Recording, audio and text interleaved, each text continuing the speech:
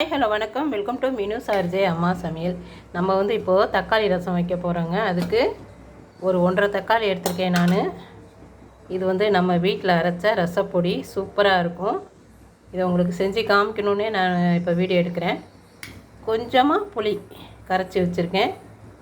இப்போ அந்த தக்காளியெல்லாம் ஒன்றா போட்டு கரைச்சிக்குவோம். தக்காளியை போட்டு நல்லா பிசைஞ்சிக்கிட்டேங்க. இப்போ உப்பு, மஞ்சத்தூள், பூண்டு, பச்சை மிளகாய் போடுறேன். அப்புறம் நம்ம வீட்டு ரசப்பொடி எல்லாத்தையும் போட்டு ஒன்றா பெசரிக்கலாம். ஆயில் ஊற்றிருக்கேங்க. இப்போ கடுகு போட்டுக்கலாம். கொஞ்சமாக ஜீரகம் போட்டுக்கலாம். இப்போ கொஞ்சமாக பெருங்காயம் போட்டுக்கலாம். நம்ம ரசப்பொடியிலே ஏற்கனவே பெருங்காயம்லாம் போட்டு தான் அரைச்சிருக்கோம். இப்போ தாளிச்சிடலாம்.